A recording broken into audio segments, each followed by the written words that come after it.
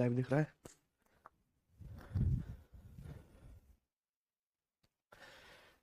नमस्ते हमारे प्यारे भाइयों बच्चों, क्या मैं आप सबको लाइव दिखाई दे रहा हूं? स्टूडेंट्स, क्या आपको हमारी आवाज क्लियरली आ रही है? पुरुषोत्तम कुमार जी, चलिए शुरू करते हैं। बच्चों, हम लोग पढ़ रहे हैं सिंपल इंटरेस्ट साधारण ब्याज। मुझे थोड़ा सा जुकाम खांसी हो गया है, इसलिए मैं धीरे धीरे बोल रहा हूं। पिछली क्लास में मैंने आपको सिंपल इंटरेस्ट के सारे बेसिक कॉन्सेप्ट बताए थे। मैंने हर एक परिभाषा बताई थी, हर एक कॉन्सेप्ट को प्रूफ करके बताया था। और सिंपल इंटरेस्ट के ही मैंने आपको बेसिक सवाल कराए थे। बेसिक यानी कि वो सवाल जो एक स्टेप में ही सॉल्व हो जाते हैं और ज्यादातर सवाल दिमाग में ही हो जाते हैं। आज की क्लास में हम जितना मैंने थ्योरी पढ़ा दी, उसके अलावा सिंपल इंटरेस्ट में कोई भी एक्स्ट्रा थ्योरी फॉर्मूला नहीं है। मैं बिना फॉर्मूले वाला गणित पढ़ाता हूं मेरे दोस्तों, कंसेप्चुअली। ठीक है बच्चे? और आज की क्लास में हम इसके ही आगे सिंपल इंटरेस्ट के आगे के सवाल करेंगे, लेकिन ये मॉडरेट लेवल के होंगे। आसान सवाल पिछली क्लास में एंड हो गए। ठीक है, आज हम मॉडरेट लेवल के क्वेश्चंस को करेंगे।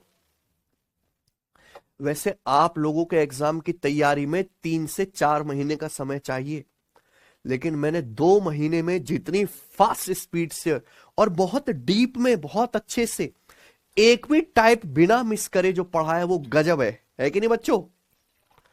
आप जैसे कोई भी चैप्टर आप उठाकर देख लीजिए, जैसे हमने time and work, profit loss, discount, एक भी टाइप का सवाल नहीं छोड़ा। कॉन्सेप्ट तो कुछ छोड़ा ही नहीं मेरे भाई। ठीक है ना?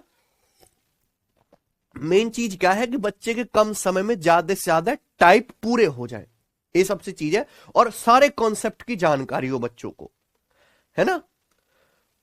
तो वो चीज हमने बहुत अच्छे से की है। ठीक है, अब इसके बाद मैं कंपाउंड इंटरेस्ट चक्रवृद्धि ब्याज की शीट बना रहा हूं, और कंपाउंड इंटरेस्ट की शीट आज मैं रेडी कर लूंगा। ठीक है बच्चों, चलिए तो शुरू करते हैं। हम लोग कहां तक कर चुके हैं मेरे भाई? सवाल नंबर 27 तक, और आज आएगा सवाल नंबर 28। ठीक है, आज की क्लास का टाइप नंबर 1। तो बच्चों, मैंने आपको बताया रेट ऑफ इंटरेस्ट क्या होता है, ब्याज की दर क्या होता है। 100 रुपए पर 1 साल में लगने वाले ब्याज को ही क्या कहते हैं? ब्याज की दर कहते हैं, रेट ऑफ इंटरेस्ट। तो पहला टाइप है आज की क्लास का रेट ऑफ इंटरेस्ट निकालने वाले सवालों पर। ठीक है बच्चों, रेट ऑफ इंटरेस्ट निकालने का कॉन्सेप्ट क्या है? नीचे क्या रखोगे आप? प्रिंसिपल, मूलधन, और ऊपर क्या रखोगे? 1 साल का सिंपल इंटरेस्ट। 1 साल का सिंपल इंटरेस्ट, और परसेंटेज में कितना आएगा? गुणा 100%। तो ये रेट ऑफ इंटरेस्ट ब्याज की दर निकालने का कॉन्सेप्ट है, सिंपल सा। 1 साल का सिंपल इंटरेस्ट बटे प्रिंसिपल गुणा 100%। ठीक है ना? इसी पर सवाल करेंगे। आ जाइए 28वां सवाल। बेसिक हो चुके हैं ना? 3 साल के लिए 15,000 रुपए की राशि पर साधारण ब्याज 3600 रुपए है। प्रति वर्ष ब्याज की दर का पता लगाए। ठीक है बच्चों, सवाल में देखिए आपको क्या दे रखा है? प्रिंसिपल कितना दे रखा है बच्चों? 15,000 रुपए। तो 15,000 रुपए के मूलधन पर 3 साल का सिंपल इंटरेस्ट 3600 रुपए। सिंपल इंटरेस्ट की अच्छी बात यह है कि हर साल क्या होता है? बराबर। अगर 3 साल का सिंपल इंटरेस्ट 3600 रुपए है, तो बच्चों हर 1 साल का कितना होगा? 3 से डिवाइड कर देंगे। मजा आ गया ना? तो हर 1 साल का सिंपल इंटरेस्ट आ गया 1200 रुपए, अगर 3 साल का 3600 है। आपसे क्या पूछा? ब्याज की दर। तो प्रिंसिपल 15,000 रुपए है। 15,000 रुपए के प्रिंसिपल पर 1 साल का सिंपल इंटरेस्ट कितना है? 1200 रुपए। और परसेंटेज में कितना बच्चों? गुणा 100%। क्या आपको मेरी बात समझ में आ गई? तो यहां पे 2 जीरो से 2 जीरो कट जाएगा, 0 से 0, और आएगा 15 अट्ठे 120%। तो ब्याज की दर आ गई 8% पर एनम। कौन सा ऑप्शन है यहां पे? पहला वाला। ठीक है, आगे चले, बताइए। प्रति वर्ष साधारण ब्याज की किस दर से 47,500 रुपए की राशि पर 17 साल में 1,53,425 रुपए का ब्याज अर्जित होगा? परसेंटेज में बताओ। सेम ही क्वेश्चन है, सवाल बस लिखने का तरीका बदल गया। प्रति वर्ष साधारण ब्याज की किस दर से, at what rate of simple interest. सवाल में कहा है 47,500 रुपए की धनराशि पर 17 साल में 1,53,425 रुपए का ब्याज प्राप्त होगा, है ना? ब्याज की दर क्या लगाएं कि 47,500 के मूलधन पर 17 साल का ब्याज कितना हो? 1,53,425। ये कितने साल का ब्याज है बच्चों? 17 साल का। तो 1 साल का ब्याज कितना होगा? बटे 17 से डिवाइड कर देंगे। सिंपल इंटरेस्ट तो हर साल बराबर आता है ना, तो 1 साल का सिंपल इंटरेस्ट क्या आएगा? 17 निम्मा 153, फिर कितना? 0, 17 दूनी 34 और 8, 17 पंजे 85, 9,025 रुपए आ गया बच्चों। 1 साल का आ गया। तो आपको निकालना ब्याज की दर। प्रिंसिपल कितना है भाई साहब? 47,500। 47,500 मूलधन है। 1 साल का सिंपल इंटरेस्ट है 9,025 रुपए और ब्याज की दर है गुणा 100%। ये आ गया बच्चे। आप बोलोगे हाँ जी सर। अब यहां पे देख पा रहे हैं कि 2 जीरो से 2 जीरो कट जा रहा है ना, ठीक है। तो हम सिंपल 25 से काट लेते हैं। पहले 25 दिया 75 और बच गया 15। 25 छिक्का 150, 25 एकम 25। ये 25 से कितनी बार कट जाएगा? अगर 500 होता तो 20 बार जाता। ये 500 माइनस 25 है तो 19 बार जाएगा। अब 19 से 361 कितनी बार कट गया? 19 बार। 19 का वर्ग होता है 361। तो ब्याज की दर कितनी आ गई? 19% per annum. Option number C. ठीक है, चलो ये बताओ बच्चों। सवाल नंबर है स्टूडेंट आपके सामने यहां पर 30। ये बताइए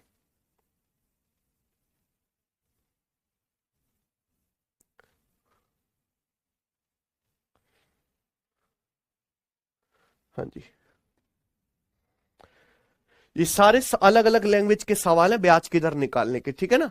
एक आदमी ने बी को 3 साल के लिए 12,000 रुपए, सी को 4 साल के लिए 10,000 रुपए समान ब्याज दर पर उधार दिए, ठीक है। दोनों से ब्याज के रूप में कुल 6,080 रुपए प्राप्त हुए। तो आपसे पूछा है ब्याज की वार्षिक दर क्या है, ये आपसे पूछा है। देखो इस सवाल को, ये बहुत पॉपुलर सवाल है भाई, बहुत इंपॉर्टेंट, ठीक है ना। कई सारे तरीके कुछ बच्चे करते हैं R% मान के, है ना। मैं आपको ना एक सिंपल लॉजिक बताता हूं, परिभाषा पकड़ लो। 100 रुपए पर 1 साल में लगने वाले ब्याज को ही क्या कहते हैं? रेट ऑफ इंटरेस्ट कहते हैं। जैसे एक आदमी है बी, उसने 2 लोगों को बुलाया है भाई, है ना। एक आदमी है, उसने 2 लोगों को बुलाया बी और सी को। बी धरा सी धरा। बी को पैसा उधार दिया 12,000 रुपए, कितने साल के लिए? 3 साल के लिए। सी को उधार दिया 10,000 रुपए 4 साल के लिए। दोनों लोगों को पैसा उधार दिया है, लेकिन दोनों के लिए ब्याज की दर क्या है? सेम सिंपल इंटरेस्ट पर उधार दिए। दोनों से कुल मिला के कितना ब्याज मिला? 6,080। यही है ना बच्चे। तो आपसे क्या पूछा है? ब्याज की दर, यही है ना बच्चों। तो आप बताना, ध्यान से सुनना प्यारे दोस्तों। है सचिन, मैं आपसे कहूं कि ए ने बी को 12,000 रुपए उधार दी। कितने? 12,000 रुपए उधार दी। मान लीजिए R% ब्याज की दर से, कितने? R% ब्याज की दर से, कितने साल के लिए? 3 साल के लिए, यही है ना। ए ने जो है बी को 12,000 रुपए उधार दिए R% ब्याज की दर से 3 साल के लिए। तो क्या ये बात बराबर नहीं है मेरे प्यारे भाई? ये 12 तिया क्या कर सकता हूं मैं? 36,000। 12,000 की 3 में गुणा कर दो, 36,000 रुपए उधार दिए R% ब्याज की दर से 1 साल के लिए। क्या ये दोनों बातें सेम नहीं है? क्या ये अलग अलग है? सेम ही तो है। अगर कोई आदमी 12,000 रुपए उधार देता है 3 साल के लिए, या 36,000 रुपए उधार दे 1 साल के लिए, दोनों बातें बिल्कुल सेम है। क्योंकि सिंपल इंटरेस्ट क्या, इन सब की सीधी सीधी गुणा, और गुणा आगे पीछे कैसे भी कर लो। तो आप ना 1 वर्ष बनाने की कोशिश करो। क्या बनाने की कोशिश करो? 1 साल। ए ने बी को 12,000 रुपए उधार दिए, कितने साल के लिए? 3 साल के लिए। तो 12,000 की 3 में गुणा कर दो, या 36,000 रुपए उधार दिए सेम ब्याज की दर से 1 साल के लिए। गुणा क्या है? अभी भी सेम है। तो यहां मेरे दोस्तों ये टाइम अलग अलग है ना। इस सवाल की परेशानी क्या है कि दोनों आदमियों को अलग अलग टाइम के लिए पैसा उधार दिया। तो आप क्या बनाने की कोशिश करो? 1 साल। ए ने बी को 12,000 रुपए उधार दिए, कितने वर्ष के लिए? 3 साल के लिए। 12,000 रुपए 3 साल के लिए, या 12 तिया 36,000 रुपए 1 साल के लिए, ये उधार दिया। ए ने सी को 10,000 रुपए उधार दिए 4 साल के लिए। 10,000 रुपए 4 साल के लिए, या गुणा करें 10 चौक 40,000 रुपए 1 साल के लिए। बात ठीक है। ए ने सी को 10,000 रुपए 4 साल के लिए दिए, या 40,000 रुपए 1 साल के लिए। तो मैं कह सकता हूं ए ने टोटल बी और सी को कितने उधार दिए? 76,000। ए ने बी और सी को कुल मिलाकर 76,000 रुपए उधार दिए, कितने साल के लिए? 1 साल कर लिया ना मैंने टाइम। ए ने कुल बी और सी को मिलाकर 76,000 रुपीज उधार दिए 1 साल के लिए, और उसे ब्याज कितना मिला? 6,080 रुपए का उसको ब्याज मिला है। यही है ना बच्चों, 76,000 रुपए उधार दिए 1 साल के लिए, 6,080 रुपए का ब्याज मिला। रेट की परिभाषा क्या है? 100 रुपए पर 1 साल में लगने वाला ब्याज ही रेट ऑफ इंटरेस्ट है। ये क्या है? 76,000, मुझे चाहिए क्या? 100।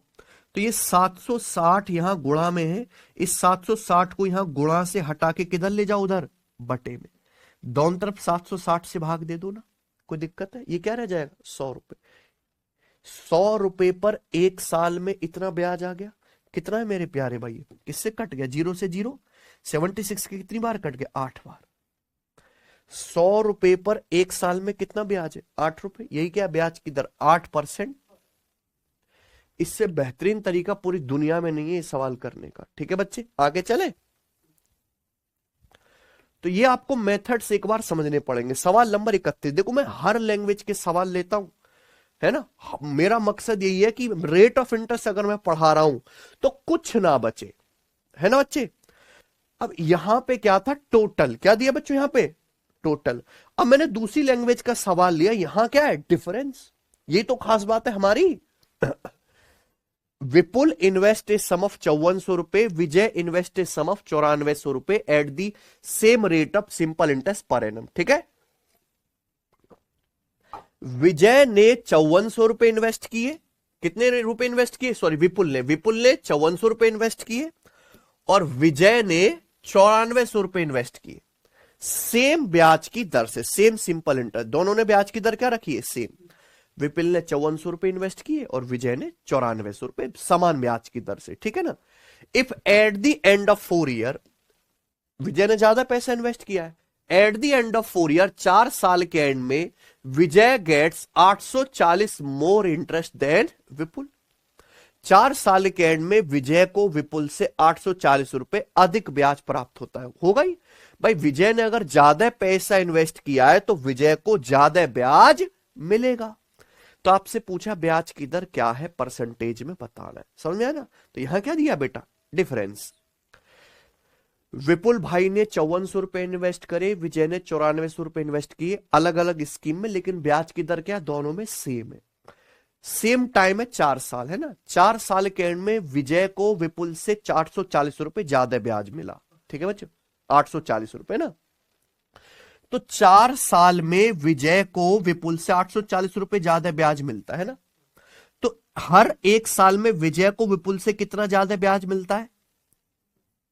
ये आ जाएगा 210 रुपए। हर 1 साल में विजय को विपुल से 210 रुपए एक्स्ट्रा ब्याज मिलता है। क्यों एक्स्ट्रा ब्याज मिलता है? एक्स्ट्रा पैसा इन्वेस्ट करने की वजह से। सिंपल सी बात है भाई, विजय ने कितना, विपुल ने कितना पैसा इन्वेस्ट किया? 5400।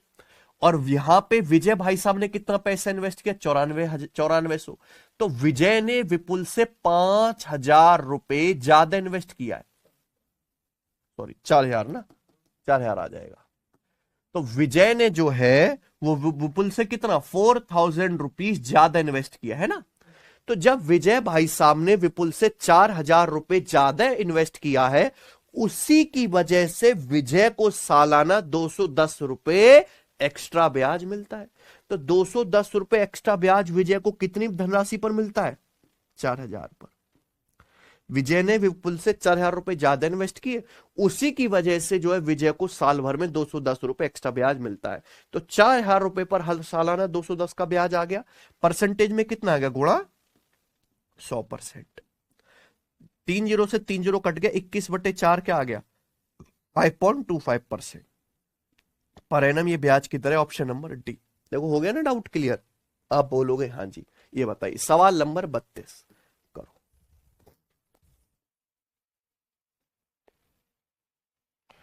ठीक है, 2 सवाल और हैं स्टेप पे, फिर आगे आएगा। ठीक है जी। शिवा ने सिंपल इंटरेस्ट पर उतने ही वर्षों के लिए 3600 रुपए का ऋण लिया है जितनी ब्याज की दर है। यदि ऋण अवधि समय पूरा होने पर उसने बतौर ब्याज 1296 रुपए का लोन चुकाया। ठीक है बच्चों, बतौर ब्याज कितना रुपया लौटा है? 1296 रुपए। तो आपसे पूछा है ब्याज की दर क्या थी, है ना। इस सवाल में बोला है कि शिवा ने 3600 रुपए का कर्जा लिया, लेकिन उतने ही सालों के लिए लिया है जितनी ब्याज की दर है। यानी कि रेट ऑफ परसेंट की जो न्यूमेरिकल वैल्यू है टाइम के बराबर है। मान लो जैसे सपोज ब्याज की दर मान लो जैसे 12% है, क्या है 12% पर एनम, तो शिवा ने पैसा भी 12 साल के लिए उधार लिया है, तो रेट 12% और टाइम 12 साल, 12 सेम है, न्यूमेरिकल वैल्यू क्या है सेम है ना। जो इनकी यूनिट अलग अलग होगी, क्योंकि ब्याज नापते परसेंटेज में, समय नापते साल में, लेकिन न्यूमेरिकल अंकीय मान जो है वो सेम है, ठीक है ना बच्चे, ये है। और टाइम पूरा होने पर बतौर ब्याज कितना लौटा है? 1296 रुपए ब्याज की दर। तो ऐसे सवालों में मेरे प्यारे भाई आपको सिंपल कॉन्सेप्ट लगाना है। सिंपल इंटरेस्ट क्या होता है? पीआरटी बटे, क्योंकि आपको यहां पर रेट और टाइम में न्यूमेरिकल वैल्यू सेम करनी है। शिवा ने सिंपल इंटरेस्ट के तौर पर कितना पैसा लौटाया? 1296 रुपए। कितना पैसा उधार लिया था? प्रिंसिपल 3600 रुपए, है ना, ये ना बच्चों। ब्याज की दर आपको निकालना है, और सवाल ये कह रहा है कि टाइम उतना ही है, उतने वर्षों के लिए पैसा उधार लिया जितनी ब्याज की दर है। यानी कि टाइम जो है वो रेट के ही बराबर है। अगर ब्याज की दर R% है तो समय भी R साल ही है, टाइम भी कितना है? R साल ही। तो टाइम की जगह भी क्या रख दोगे आप? R, और बटे 100, ठीक है ना भाई। तो आप जब यहां पे देखोगे 2 जीरो से 2 जीरो कट जाएगा, 36 से 1296 कितनी बार कटेगा? 36 बार, 36 का वर्ग 1296 होता है ना, तो 36 बराबर आ गया R गुणा R, यानी कि R, तो दोनों तरफ से अंडर रूट लेंगे तो ब्याज की दर कितनी आ गई? R6 आ गया, ब्याज की दर है 6% पर एनम। ठीक है बच्चों, कोई दिक्कत है? चलिए एक और सवाल बता दो फिर ऐसा ही आप।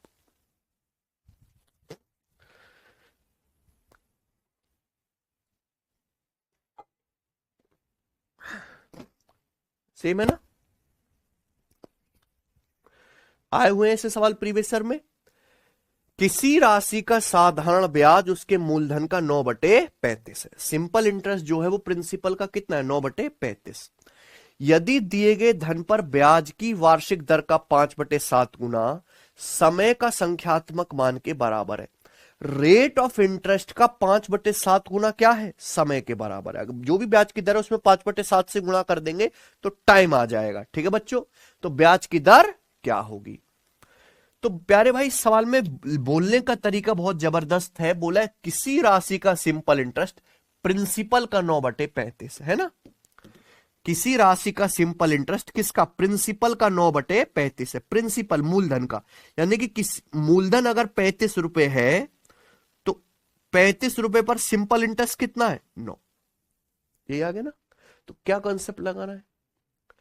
कॉन्सेप्ट तो वही लगेगा मेरे भाई, सिंपल इंटरेस्ट बराबर पीआरटी बटे 100। सालगुजार ब्याज की वार्षिक दर का 5/7 गुना समय के संख्यात्मक मान के बराबर है। टाइम जो है, अगर ब्याज की दर R% पर एनम मानते हैं तो R का 5/7 गुना क्या है? टाइम। ये क्या हुआ है? केवल फॉर्मूले में वैल्यू रख दो, है ना। अगर प्रिंसिपल 35 रुपए है तो सिंपल इंटरेस्ट कितना है? 9। तो सिंपल इंटरेस्ट 9 बराबर प्रिंसिपल गुणा रेट R गुणा टाइम कितना है? 5R बटे और बटे 100। ये आ गया बेटा बच्चों, कोई दिक्कत है इसमें? है ना भाई। आप प्रिंसिपल क्या मान लीजिए? सिंपल इंटरेस्ट प्रिंसिपल का 9/35 है, तो प्रिंसिपल 35 रुपए, तो सिंपल इंटरेस्ट क्या आ गया बच्चे? 9 रुपए। वैल्यू रख दो, रेट आपको निकालना है। टाइम क्या? रेट का 5/7, टाइम की जगह क्या रख दो? 5R बटे 7। तो सिंपल कैलकुलेशन है, बताओ किससे कटेगा जी? तो आप यहां पे जानते हैं कि 5 से आपका ये 100 कट जाएगा 20 बार, है ना। तो ये 5 सत्ते 35 और 5 चौक 20। ये 7 से आपका 7 भी कट गया, कट गया। तो 4 की 9 में गुणा करेंगे, 36 बराबर फिर सेम आ गया R गुणा R, यानी कि तो अंडर रूट लेंगे तो रेट कितना आ गया? R6 आ गया। ऑप्शन नंबर है सी। कर लोगे बच्चों क्या आप ऐसा सवाल? क्या आप ऐसा सवाल कर लोगे? कर लेंगे सचिन? ये आगे चल, यही है रेट ऑफ इंटरेस्ट का कुछ भी दे। यही जो मैंने आपको 4 भाषाएं सिखाई, इसके अलावा रेट इंटरेस्ट का कोई सवाल नहीं बनता है ना। नॉर्मल हो गया, ऐड वाला हो गया, डिफरेंस वाला हो गया, और यहां पे जो है फॉर्मूले वाला हो गया। ठीक है बच्चे। अब अगला टाइप आएगा वो क्वेश्चन जिसमें आपको क्या निकालना है, समय। क्या निकालना है, टाइम। ठीक है बच्चे। अच्छा, बच्चे क्या करते हैं, टाइम निकालने के लिए ना फॉर्मूला लगाते हैं, लेकिन मैं ना लॉजिक लगाता हूं। आपको पूछा जाता है कि भाई बताइए भाई साहब, इतना सिंपल इंटरेस्ट कितने वर्षों में मिलेगा, है ना, इतना सिंपल इंटरेस्ट कितने वर्षों में मिलेगा। अगर मान लीजिए किसी धनराशि पर आपको टोटल जो भी सिंपल इंटरेस्ट दिया हुआ है ना, अगर टोटल साधारण ब्याज को 1 साल के सिंपल इंटरेस्ट से डिवाइड कर दूं तो क्या टाइम नहीं आ जाएगा। मान लीजिए आपने कुछ पैसा इन्वेस्ट किया, उस पे आपको 1 साल में 30 रुपए ब्याज मिलता है। कितने रुपए ब्याज मिलता है 1 साल में, 30 रुपए। मान लीजिए आपने कुछ पैसा इन्वेस्ट किया, इस पे सालाना कितने रुपए ब्याज मिलता है, 30 रुपए, और आपको कुल 210 रुपए का ब्याज मिला। आपने जितने समय के लिए पैसा इन्वेस्ट किया उस समय में 210 रुपए का ब्याज मिला, तो कितने समय के लिए पैसा इन्वेस्ट किया होगा, 7 साल। क्या लॉजिक सिंपल नहीं है हमारा, है कि नहीं बच्चे। तो इसी लॉजिक से देखो मैं आपको सारे सवाल करके दिखा दूंगा। 34वां सवाल बिल्कुल मैंने लेटेस्ट डाला है, दिल्ली पुलिस हेड कांस्टेबल के पेपर का, बिल्कुल लेटेस्ट अभी पेपर हुआ है ना। बताओ, रोहन ने 11.5% के सिंपल इंटरेस्ट पर कितना कर्जा लिया, 3,20,000 का। कितने सालों के बाद सिंपल इंटरेस्ट की राशि 18,400 रुपए हो जाएगी। समझ में आया ना। आपसे क्या पूछा, टाइम। रोहन ने 3,20,000 रुपए कर्जा लिया, किस ब्याज की दर से, 11.5% ब्याज की दर से। बोला कितने टाइम में ब्याज की जो राशि यानी कि टोटल सिंपल इंटरेस्ट क्या हो जाएगा, 18,400। टोटल सिंपल इंटरेस्ट होना चाहिए 18,400 रुपए। समय पूछा है, तो क्या आप बच्चों 1 साल का सिंपल इंटरेस्ट नहीं बता सकते सचिन। क्या आ जाएगा 1 साल का सिंपल इंटरेस्ट। भाई आपने कर्जा लिया कितना, 3,20,000 रुपए कर्जा लिया, किस ब्याज की दर से, 11.5% ब्याज की दर से। तो 1 साल का जो ब्याज होगा वो प्रिंसिपल का 11.5% होगा कि नहीं होगा। भाई 11% क्या है, प्रति वर्ष ब्याज की दर है, प्रति वर्ष, यानी कि 1 साल का ब्याज क्या है, प्रिंसिपल का 11.5%। तो 1 साल का जो ब्याज है वो प्रिंसिपल 3,20,000 का 11.5% है। कितना ब्याज चाहिए आपको टोटल, 18,400 रुपए। कितने वर्षों में मिलेगा, डिवाइड करिए। तो जब डिवाइड करेंगे तो परसेंटेज से 2 जीरो कटता है ना, 1 डेसिमल से 1 जीरो कटता है, 1 जीरो से ये जीरो भी कटता है। ठीक है, अब 23 से जाएगा बेटा, पहाड़ याद होते तो सीधे कर लेते, 23 अट्ठे 184, 23 पंजे 115, 5 से 80 कितनी बार, 16 बार। तो आ गया 16/32। तो 16 से 32 चला गया 2 बार, यानी कि 1/2, 1/2 साल आ गया। 1/2 मतलब आधा साल, 0.5 ईयर। कोई दिक्कत, कर लेंगे, बताइए। 10,200 रुपए की राशि 12.5% रुपए की दर से कितने टाइम में सिंपल इंटरेस्ट पर 19,125 रुपए हो जाएगी। ठीक है बच्चों, कोई दिक्कत। समय निकालने वाला सवाल है। सवाल में इतना सा है कि भाई 10,200 रुपया अगर आप इन्वेस्ट करो, किस ब्याज की दर से, 12.5% पर एनम ब्याज की दर से, तो कितने साल में साधारण ब्याज पर धनराशि 19,125 रुपए बन जाएगी।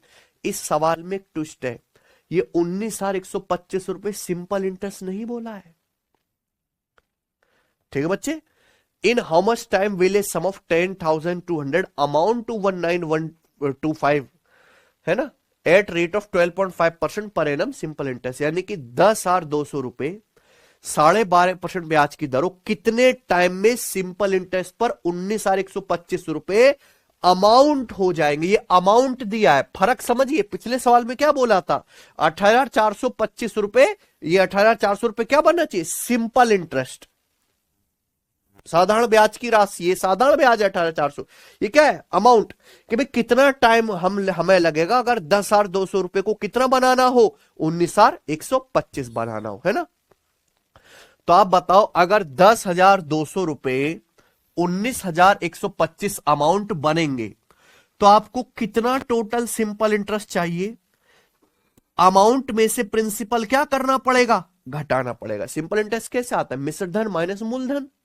19,125 में से 10,200 घटा देंगे, तो 19,000 में से 10,000 घटाओ 9,125, फिर 200 कम कर दो, है ना। तो कितना आ जाएगा बच्चे, 8,975 रुपए का आपको टोटल सिंपल इंटरेस्ट चाहिए। अमाउंट 19,125 में से प्रिंसिपल 10,200 माइनस कर दिए, कर सकते हो दिमाग में। ये टोटल सिंपल इंटरेस्ट चाहिए, कितने वर्ष लगेंगे, एक साल का सिंपल इंटरेस्ट कितना है भैया, प्रिंसिपल है 10,200 रुपए, ब्याज की दर है 12.5% पर एनम। 12.5% को फ्रैक्शन में लिख सकते हो क्या, 1/, यानी कि एक साल का सिंपल इंटरेस्ट है प्रिंसिपल 10,200 का 1/, कोई दिक्कत, हो गया सॉल्व। इतना सही था, है कि नहीं सचिन।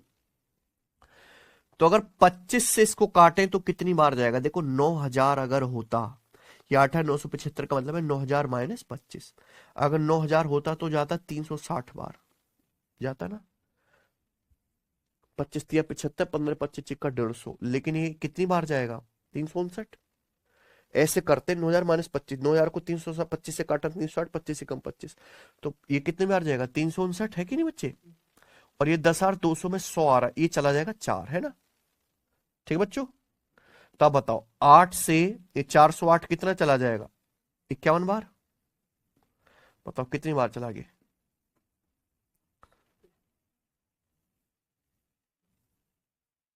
कुछ गड़बड़ कर दी क्या हमने, 51 से तो कट ही नहीं रही। 8,975 में ठीक घटाया क्या, 9,125 में से आपको कितना कम करना है, 200 रुपए कम करना है, तो 125 कम करेंगे, फिर 75, ये 8,925 आएगा, सॉरी क्या आएगा, ये 8,925, तो 357 आएगा प्यारे दोस्त, सॉरी क्या आएगा, ये 357। 51 से 357 काटेंगे तो कितनी बार कट जाएगा, 700। ठीक है बच्चों, कोई दिक्कत, मुझे नहीं लगता यहां तक किसी को कोई डाउट है। आगे चलते हैं, अगला सवाल ये बताओ,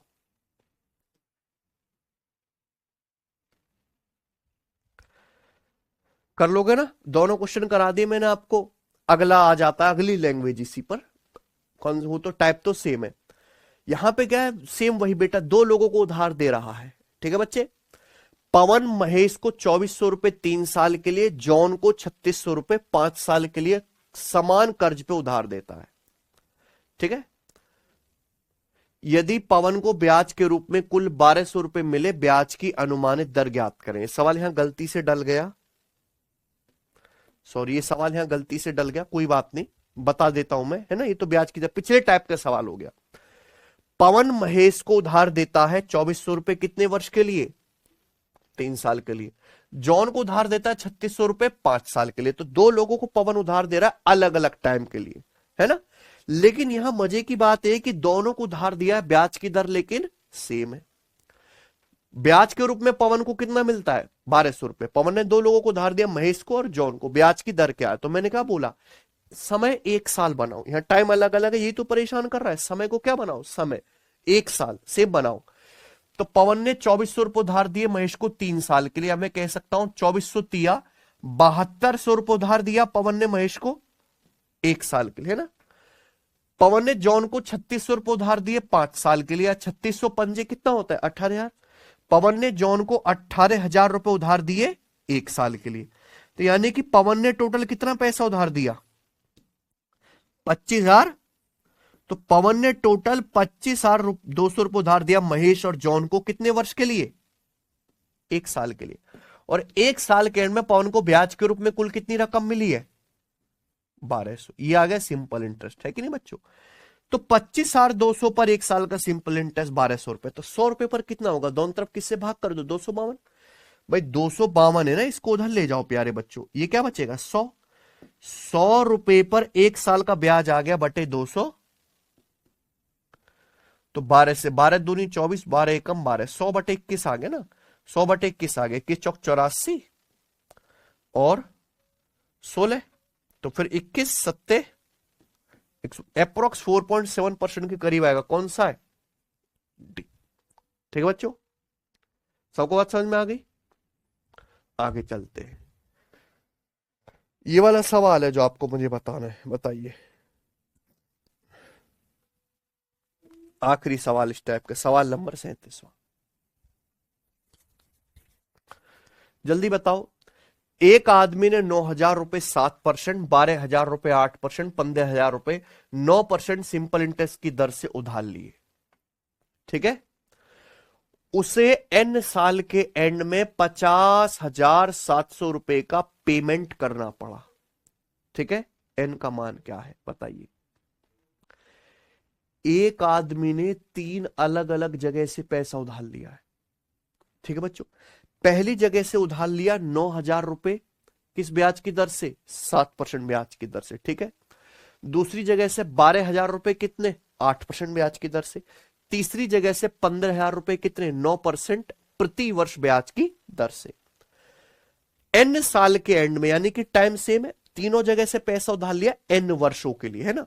जब एन वर्ष पूरे हो जाते हैं तो उसे 50,700 रुपए का भुगतान करना पड़ा। अब ये 50,700 रुपए ब्याज नहीं है लौटाया, ये क्या है? अपना 50,700 रुपए देके उसने अपना कर्जा खत्म करा है ना।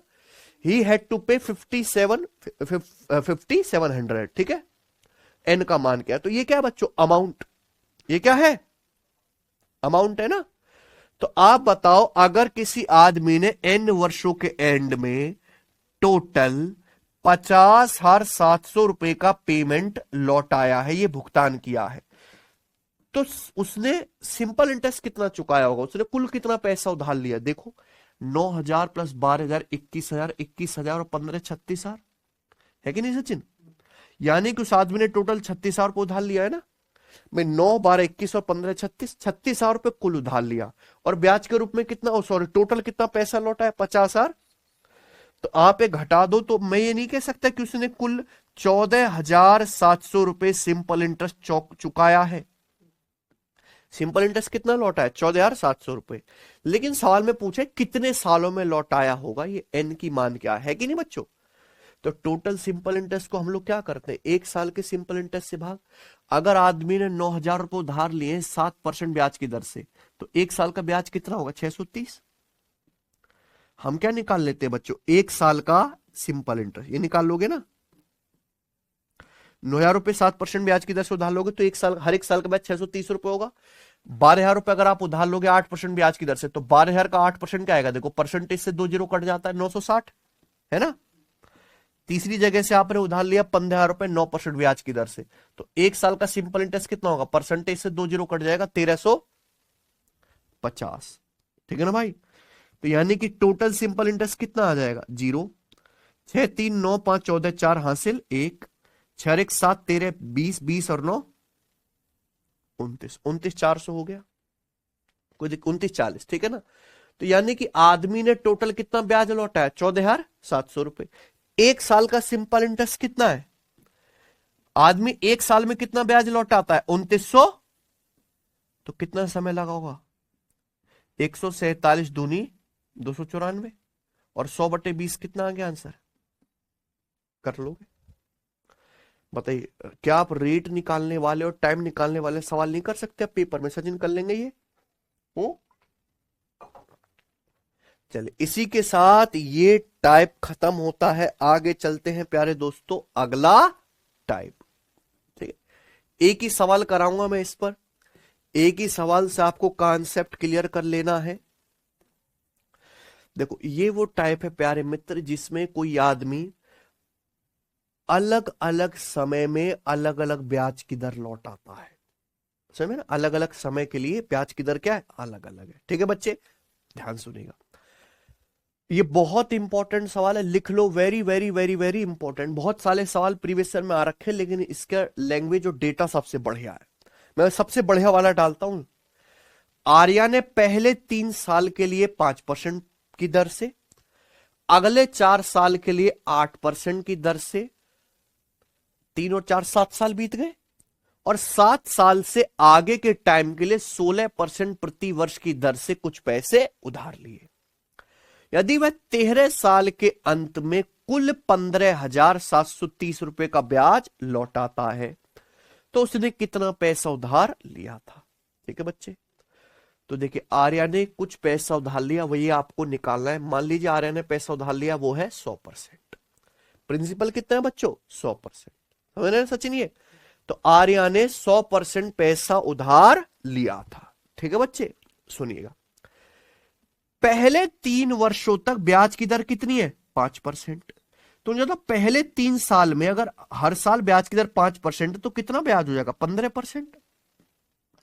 फिर अगले 4 साल के लिए ब्याज की दर 8% है। एक साल में 8%, तो नेक्स्ट 4 ईयर्स में कितना ब्याज हो जाएगा? 32%। फिर 3 और 4 7 साल बीत गए ना सचिन। इसके बाद का जो समय है फिर ब्याज की दर कितनी है? 16%। बताओ समय कितना बचा? कुल 13 साल के एंड में ब्याज लौट आया है। तो आप बताइए प्यारे बच्चों, 13 साल में से 3 साल और 4 साल ऑलरेडी खत्म हो चुके हैं, तो फिर 13 साल के बाद 7 साल ऑलरेडी निमट चुके, समय बचा कितना? 6 साल। यानी कि 16% उसने ब्याज लौटाया है लास्ट 6 सालों के लिए। कोई दिक्कत?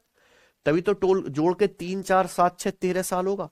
अगर एक साल में 16% ब्याज है तो 6 साल में सिंपल इंटरेस्ट कितना होगा? 96%। ठीक है ना बच्चों? क्योंकि प्रिंसिपल सेम है मेरे प्यारे भाई। ठीक है ना? बस अलग अलग समय के लिए ब्याज की दर क्या है? डिफरेंट डिफरेंट है। तो आप टोटल जोड़ लोगे ना भाई, पहले 3 साल के लिए 5%, अगले 4 साल के लिए 8%, नेक्स्ट 6 साल के लिए 16%, तो टोटल क्या हो गया बच्चों? 13 साल हो गया। तो 13 साल में टोटल सिंपल इंटरेस्ट कितना लौटाया उसने? ठीक है, 6 साल में टोटल सिंपल इंटरेस्ट कितना लौटाया है? 32 प्लस 96 128, 128 और 15 143% है कि नहीं? बताओ बच्चों, 128 और 15 143% सिंपल इंटरेस्ट लौटाया। अच्छा, इसी सिंपल इंटरेस्ट की वैल्यू साल में तो दी है ना, कितना ब्याज लौटाया बच्चों उसने? बताओ, 15,730 रुपए। बताओ क्या आ जाएगा? तो 1% की वैल्यू कितने? 143 से भाग देंगे। 143 एकम 143 बचेगा 14, फिर 143 एकम 143 110 आ गया। आ गया ना? पूरा कट गया सिंपल 11 बार। तो 1% 143 आ गया। 100% कितना आ गया? 2 जीरो चुपका देंगे, 11,000 रुपए। कौन सा ऑप्शन है? कर लोगे प्यारे भाइयों? क्या अब आप ऐसा सवाल पेपर में कर लोगे? अब मैं इसी लैंग्वेज पर 10 सवाल कराता रहूं, कोई आप ज्ञान बढ़ेगा आपका? नहीं। ठीक है बच्चे, मैंने एक प्रश्न आपको कराया, आपके पास प्रीवियस ईयर की किताब है, प्रीवियस ईयर के मॉक टेस्ट एप्लीकेशन पे फ्री है, आप लगाइए इसी लैंग्वेज के। अब सेल्फ प्रैक्टिस करने से आपकी स्पीड बढ़ेगी। ज्ञान जो था वो मैंने बढ़ा दिया। ठीक है बच्चों, आगे चलते। अगला टाइप। ठीक है जी, नेक्स्ट टाइप जो है इसको मैं कहूंगा बच्चों को, बच्चे बहुत गंदा सॉल्यूशन करते हैं इस टाइप के सवालों का। ठीक है, आता भी रेयरली है, बहुत ज्यादा इंपॉर्टेंट नहीं है, पर सही मेथड आपको जानना जरूरी है।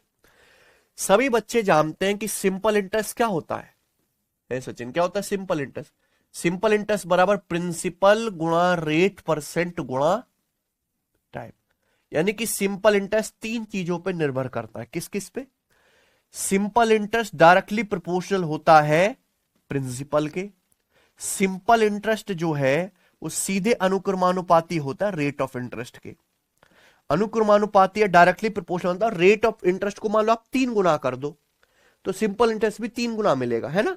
अगर एक बैंक सपोज 5% ब्याज दे रहा है, दूसरा एचडीएफसी बैंक 15% ब्याज दे रहा है 3 गुना, तो आपको एचडीएफसी में 3 गुना सिंपल इंटरेस्ट मिलेगा सेम धनराशि पर सेम टाइम में, है कि नहीं?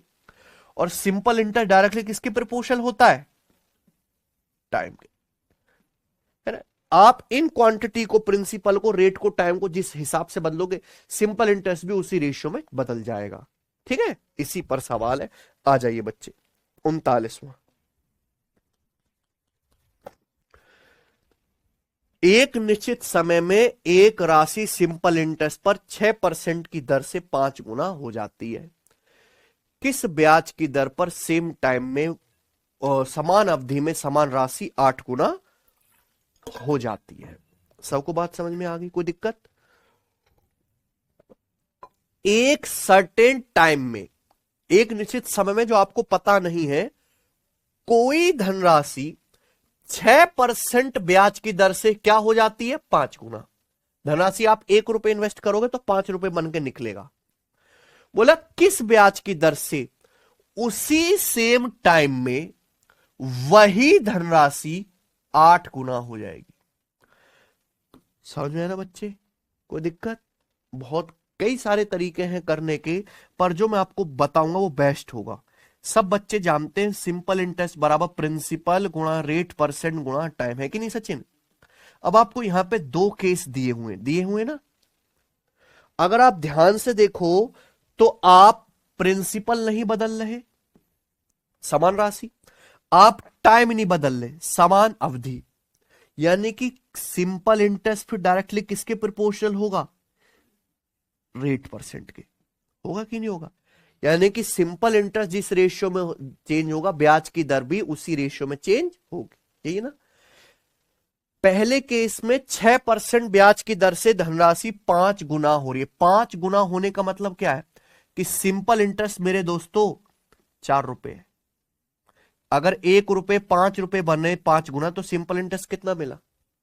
बोला उसी टाइम में उसी ब्याज की दर से उसी टाइम में वही धनराशि किस ब्याज की दर से 8 गुना हो जाएगी। 8 गुना होने का मतलब क्या चाहिए आपको? Simple interest.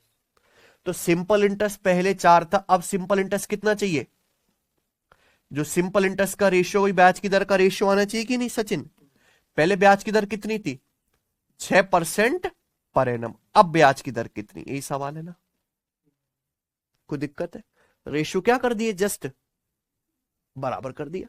सिंपल इंटरेस्ट 1 से 5 गुना हो रहा था, 4 है, अब ये 8 गुना करना है तो 7 है, इक्वल कर दिए ना। अब आप बताइए सिंपल सा काट के, 4 का 1.5 गुना 6 होता है, तो यहां भी 7 का 1.5 गुना लिख दोगे 10.5%। तो ब्याज की दर क्या होनी चाहिए? 10.5% पर एनम। ऑप्शन नंबर है। इससे आसान तरीका पूरी दुनिया में नहीं है करने का, ठीक है ना बच्चे? आपको देख लेना है क्या चीज नहीं छेड़ी जा रही है, ठीक है जी। चलिए और कराते हैं, बताओ 40वां सवाल।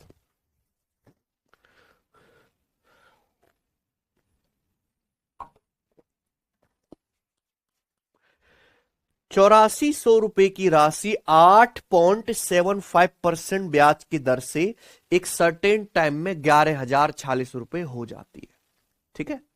आप 8400 रुपए इन्वेस्ट करते हो किस ब्याज की दर से? 8.75% ब्याज की दर से। तो कुछ समय लगेगा, लेकिन वो धनराशि क्या हो जाएगी? 11,046 रुपए। बोला उसी समय के लिए उसी ब्याज की दर से 9600 रुपए की राशि पर सिंपल इंटरेस्ट क्या होगा? समझ में आ रहा? 2 केस दिए बच्चों, यहां पे 2 केस दिए। बच्चों की सबसे बड़ी गलती, और मैं कह रहा हूं कि बच्चे इस सवाल का सबसे खराब सॉल्यूशन करते हैं, वो क्या करेंगे? 8400 रुपए की राशि है, ब्याज की दर 8.75% पर एनम है, कितनी हो जाती है? 11,046 रुपए हो जाती है। वो इस लाइन का इस्तेमाल करके क्या निकालने लगेंगे? टाइम। क्या निकालने लगेंगे?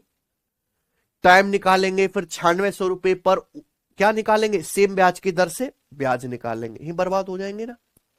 नहीं करना मेरे भाई। आपको यहां पे 2 केस दिखाए गए हैं। सभी बच्चे जानते हैं कि सिंपल इंटरेस्ट बराबर है प्रिंसिपल गुणा रेट परसेंट गुणा टाइम। सवाल के अनुसार 8400 रुपए 8.75% ब्याज की दर से क्या हो जाते हैं? 11,046 रुपए अमाउंट हो जाते हैं ना। उसी टाइम के लिए, यानी कि टाइम सेम है, आप टाइम नहीं बदल रहे, उसी ब्याज की दर से, ब्याज की दर नहीं आप चेंज कर रहे, केवल क्या बदल रहे हो? Simple interest. इस सवाल में क्या बदला गया है? पहले बस प्रिंसिपल 8400 रुपए था, अब प्रिंसिपल क्या हो गया? तो प्रिंसिपल जिस रेशियो में बदला है प्यारे मित्र, सिंपल इंटरेस्ट भी तो उसी रेशियो में बदलेगा, है कि नहीं? Logic clear? तो सिंपल इंटरेस्ट डायरेक्टली किसके प्रोपोर्शनल होगा? बताइए, कैसे आसान कोई तरीका है? ना आपने समय को बदला, ना आपने ब्याज की दर को बदला, केवल प्रिंसिपल 8400 रुपए से खींच के क्या कर दिया? 9600। तो जिस अनुपात में प्रिंसिपल बदला है, सिंपल इंटरेस्ट भी उसी रेशियो में बदलेगा। पहले प्रिंसिपल था 8400 रुपए और अब है 9600 रुपए। किस रेशियो में चेंज हुआ प्रिंसिपल? 12 से काट लेंगे, 12 सत्ते 84, 12 अट्ठे, प्रिंसिपल का रेशियो 7 से 8 हो गया। सिंपल इंटरेस्ट का रेशियो भी यही आना चाहिए, 7 रेशियो। यानी कि पहले सिंपल इंटरेस्ट 7 यूनिट था, तो अब सिंपल इंटरेस्ट कितना होगा? यही तो पूछा, अब ब्याज सिंपल इंटरेस्ट क्या होगा? पहले 8400 रुपए क्या बन जा रहे थे अमाउंट? 1148। 8400 रुपए की धनराशि 8.75% ब्याज की दर से कितनी हो जा रही थी अमाउंट? 1146। तो सिंपल इंटरेस्ट कितना था बताओ पहले? 1600 जोड़ेंगे 10,000 हो जाएगा 1040, यानी कि कितना हो जाएगा? 2640 ना, 2640 रुपए। तो पहले केस में सिंपल इंटरेस्ट कितना था? 2600। तो 7 यूनिट की वैल्यू तो 2646 है भाई। सिंपल इंटरेस्ट आप निकाल लो ना बच्चों, अमाउंट माइनस प्रिंसिपल। 8400 रुपए अगर 1140 बनने तो सिंपल इंटरेस्ट कितना घटा दीजिए, बताओ कितने गुना? 7 या 21, 5 4 7 7 49, 7 8 56, 378 गुना। तो 8 की वैल्यू भी 378 गुना आ जाएगी, है ना बच्चों? 2400 और 560, 2960, 2960 और 56, 2960 में 56 जोड़ेंगे तो 3016 हो जाएगा ना।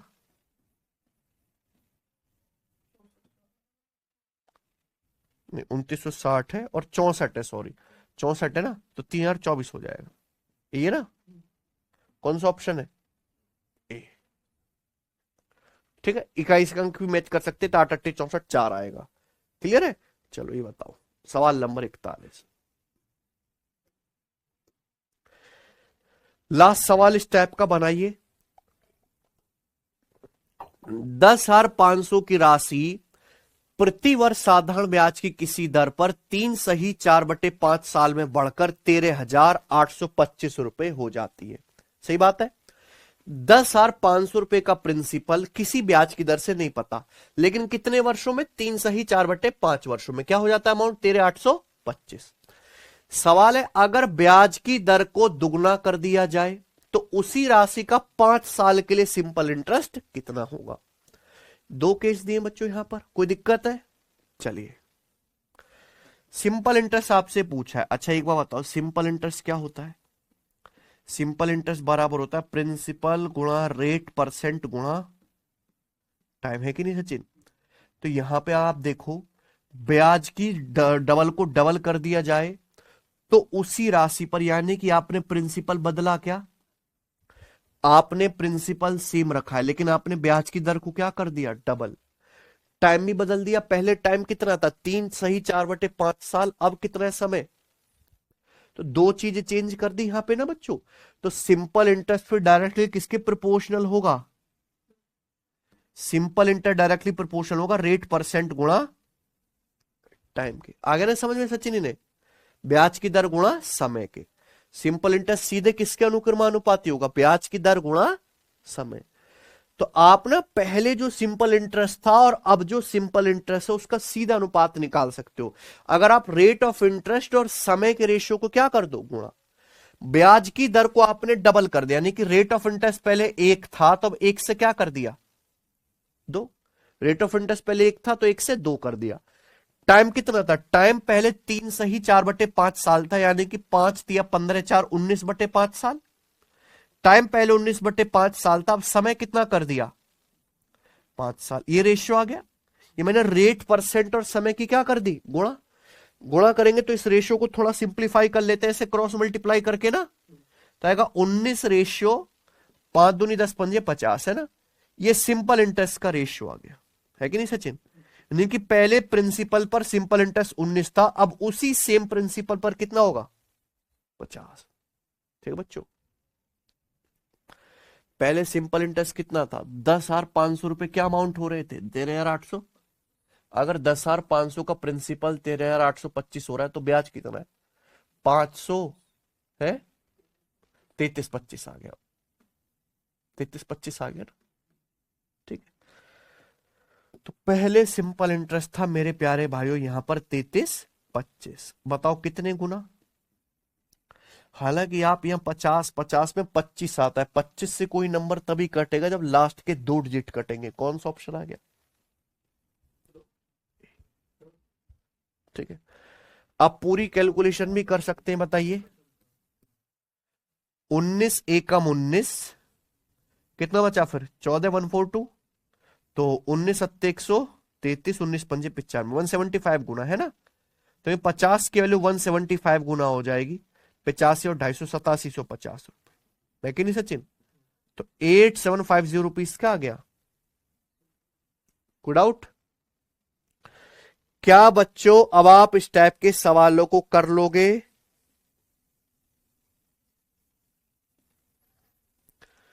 क्या अब आप इस टाइप के सवालों को कर लोगे, हाँ या ना? बताओ।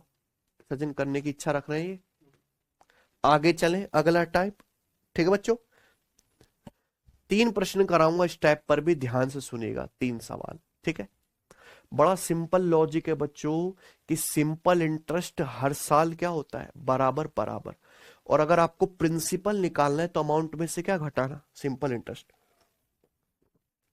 3 चीजें ही होती हैं प्रिंसिपल, 4 चीजें, simple interest, principal, rate, time. Simple interest कैसे निकालते हैं सिखा दिया, रेट कैसे निकालते हैं सिखा दिया, टाइम कैसे निकालते हैं सिखा दिया। अब ये बारी है किसकी, प्रिंसिपल की। ठीक है बच्चों, तो अगला टाइप है प्रिंसिपल निकालने वाले सवाल।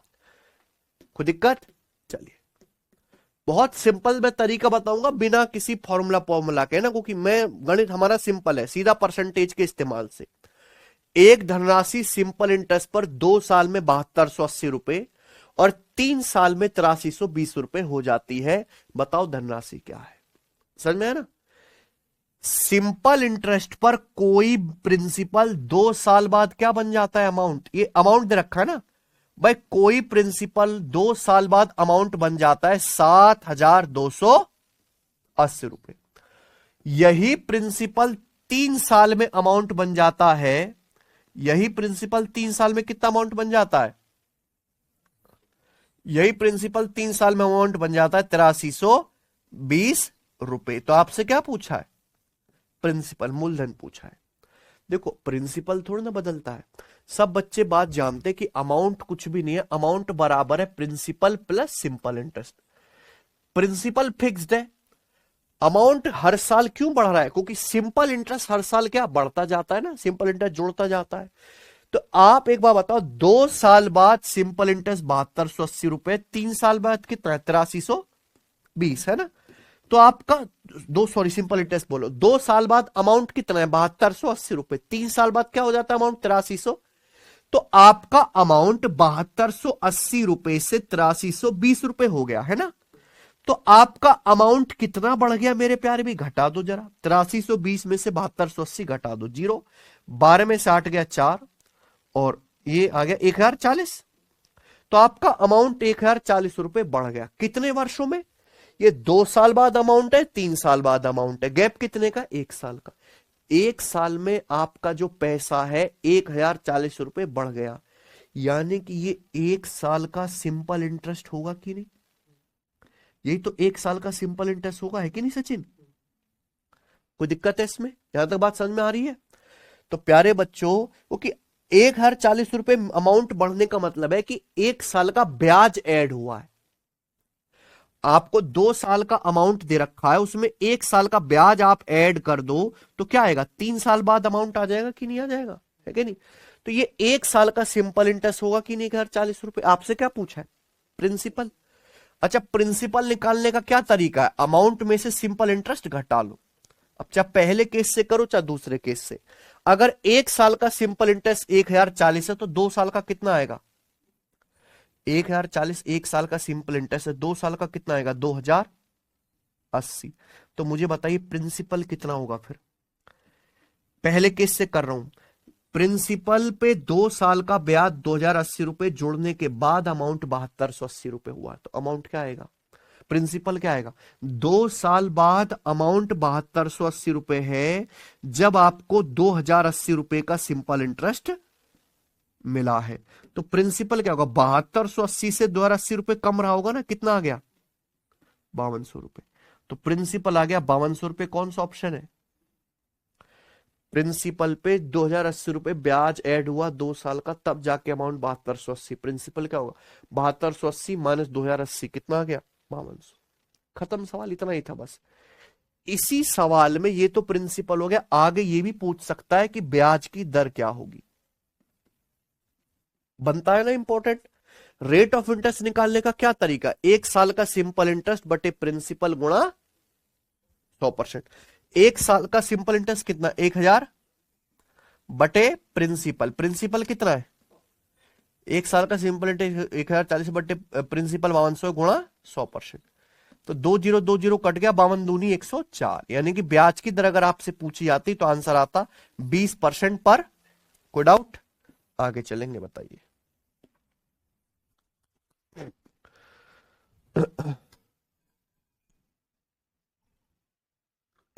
ठीक है ना भाई। एक निश्चित धनराशि पर 2 साल में, एक निश्चित धनराशि वार्षिक सिंपल इंटरेस्ट पर 2 साल में 8,928 रुपए और 3.5 साल में 10,224 रुपए हो जाती है। ठीक है, ब्याज की दर ज्ञात कीजिए। सबको बात समझ में आ गई? बहुत सिंपल सवाल है, बताओ।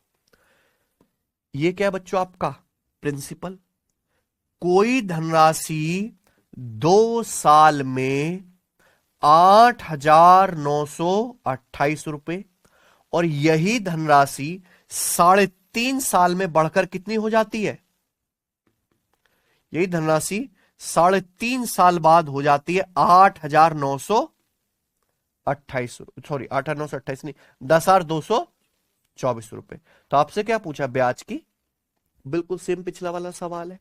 सिंपल लॉजिक देखिए, ये क्या है, 2 साल बाद अमाउंट है, ये क्या है 3 साल के बाद अमाउंट है ना। तो आपका पैसा 8,928 से 10,224 रुपए हो गया। बताओ कितना बढ़ गया, 14 में से 8 गया 6, 11 में से 2 गया 9, और 101 माइनस 89 कितना आ गया मेरे प्यारे भाई, है ना। 101 माइनस 89 हो गया ना, ये 1296 आ गया। कोई दिक्कत है? कोई दिक्कत? घटा दी, 14 में से 8 गया 6, 11 में से 2 गया 9, ये बचा 101, 101 माइनस 89 आ गया 1296 रुपए। तो आपको 1296 रुपए ब्याज मिला कितने साल में, ये 2 साल बाद अमाउंट है, 3.5 साल बाद अमाउंट है। गैप कितने का, 3.5 साल में और 2 साल में 1.5 साल का। यानी कि प्यारे बच्चों 1.5 साल का सिंपल इंटरेस्ट होगा कि नहीं, ये सचिन, ये क्या आ गया 1.5 साल का। भाई आपका अमाउंट क्यों बढ़ रहा है, क्योंकि हर साल सिंपल इंटरेस्ट क्या है, जुड़ रहा है। तो 1.5 साल में अगर आपका पैसा 1296 रुपए बढ़ गया तो 1.5 साल का सिंपल इंटरेस्ट 1296, तो 1 साल का सिंपल इंटरेस्ट कितना आएगा, 1296 को 1.5 से भाग कर दो। 1.5 का मतलब क्या होता है, 3/, 1296 को 1.5 से भाग कर दो, 1.5 का मतलब 3/2, 3 से काटेंगे, 3 चौक 12 और 3 से 96 32 बार, 2 ऊपर जाएगा 432 दूनी 800। तो 1 साल का सिंपल इंटरेस्ट कितना आ गया 800। अगर 1 साल का सिंपल इंटरेस्ट 864 है तो 2 साल का कितना आएगा, 1 साल का सिंपल इंटरेस्ट 864 है, 2 साल का निकालने के लिए सिंपल है 2 से गुणा कर दो, 1600 और 128 यानी कि 1700, ये आ गया। तो प्रिंसिपल पर 2 साल का सिंपल इंटरेस्ट 1728 जुड़ने के बाद अमाउंट हो रहा है 2 साल बाद कितना, 8,900। तो प्रिंसिपल क्या होगा, अमाउंट 8,928 में से 1728 घटा देंगे यानी कि 7200। तो अगर आपसे प्रिंसिपल पूछा जाता क्या आंसर आता, क्या पूछा है, ब्याज की रेट। तो रेट आपसे पूछा है, प्रिंसिपल कितना है प्यारे दोस्तों 7200, 1 साल का सिंपल इंटरेस्ट कितना है, परसेंटेज में कितना गुणा, ये आएगा 2 जीरो से 2 जीरो कट गया, 72 एकम 72, कितना बचा 14, 72 दूनी 112% पर एनम ब्याज की दर है। ऑप्शन नंबर कर लेंगे। आइए चलिए बताओ।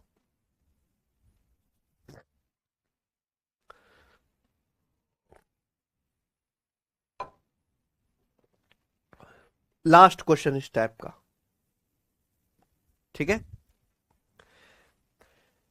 कोई निश्चित राशि साधारण ब्याज पर निवेश की गई थी, 5 साल के बाद मिलने वाला मिश्र धन 3 साल में प्राप्त होने वाले मिश्र धन का 1/4 गुना था।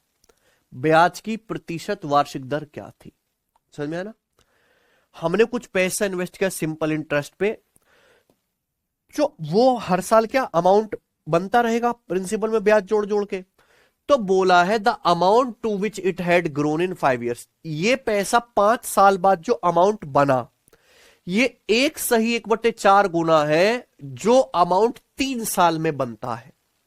यानी कि सवाल का सीधा मतलब है कि 5 साल वाला अमाउंट 3 साल बाद के अमाउंट का 1/4 गुना है। तो ब्याज की दर क्या है। सिंपल क्वेश्चन आ गया ना समझ में। तो आप बताओ ये क्या है बच्चों, प्रिंसिपल है ना, ये आ गया भी 3 साल बाद अमाउंट है ना, और ये हो गया जी दोस्तों यहां पे 5 साल बाद अमाउंट। सवाल के अनुसार आपको यहां पे एग्जैक्ट वैल्यू नहीं दी है, रेशियो दिया, और इसलिए मैंने सवाल लिया है कि ये रेशियो लेके भी सॉल्व हो जाते हैं। जैसे पिछला सवाल है, अगर आप यहां पे अमाउंट का रेशियो ले लोगे तो भी ब्याज की दर आ जाएगी। हाँ, प्रिंसिपल की एग्जैक्ट वैल्यू नहीं आएगी। आई ना बात समझ में।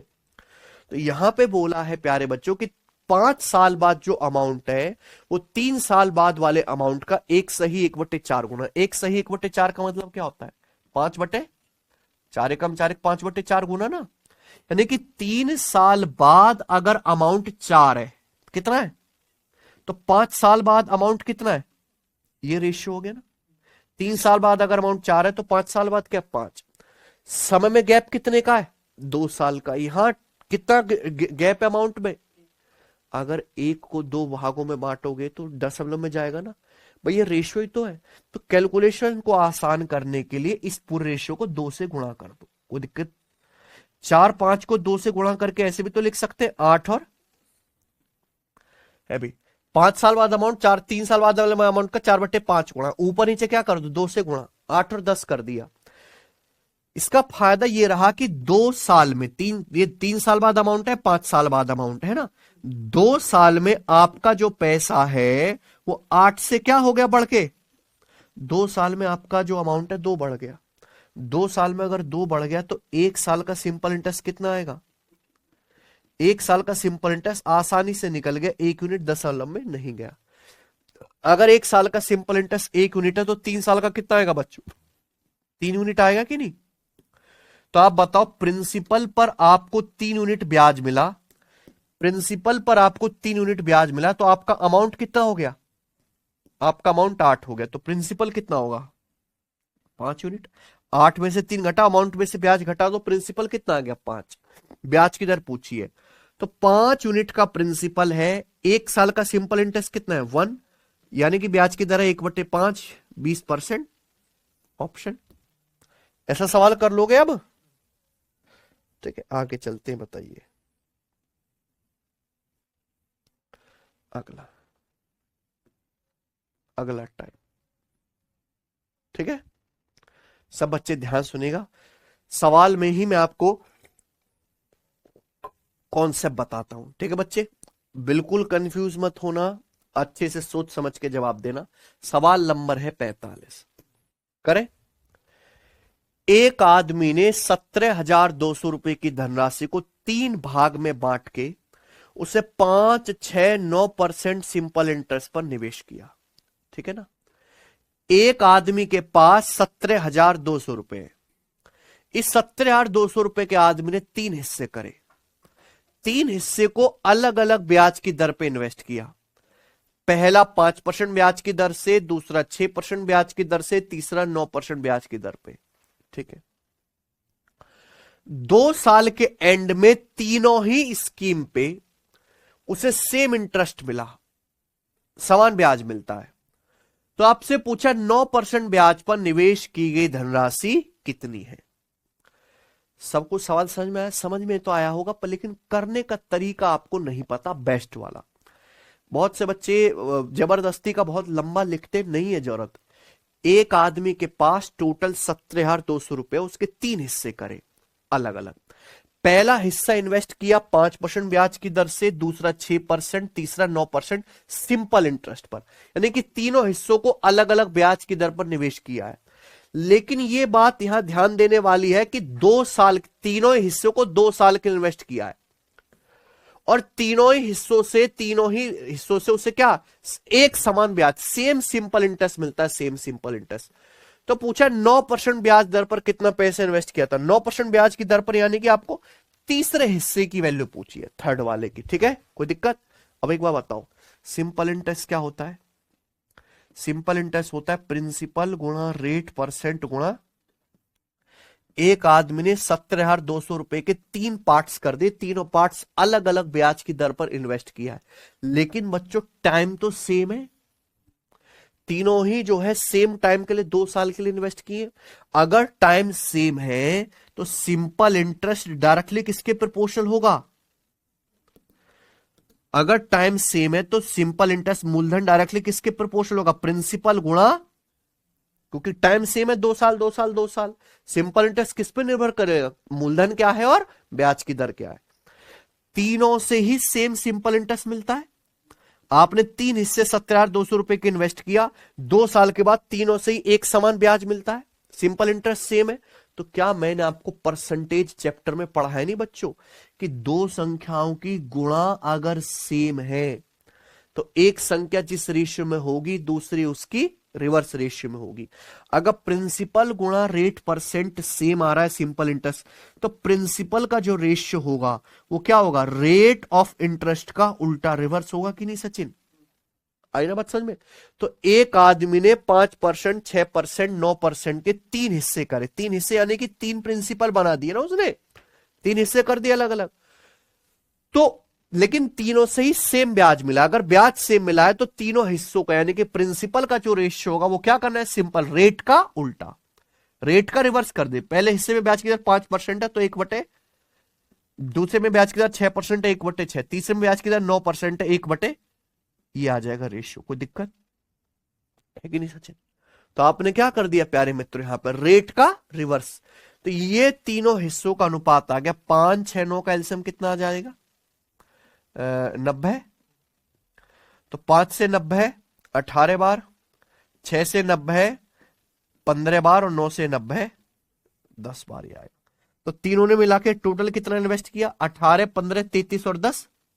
तीनों स्कीम में मिलाकर इन्वेस्ट किया है 43, जबकि कुल इन्वेस्टमेंट कितना है? 17,200 रुपए। 17,200 को 3 हिस्सों में ब्रेक किया ना, तो 43 के लिए 17,200 रुपए कितने गुना? 400 गुना, 400 आ गया। तो आपसे पूछा 9% निवेश पर कितनी राशि? 9% पर कितनी राशि निवेश की? तीसरा पूछा है ना, 10 यूनिट की वैल्यू भी 400 गुना आ जाए, कितना? 4,000 रुपए। सवाल का आंसर है ऑप्शन नंबर बी। कर लोगे ना? मजा आ गया करके? ऐसा चिन्ह समझ गए ना? ये बताइए। सवाल नंबर 46 अगला बनाओ।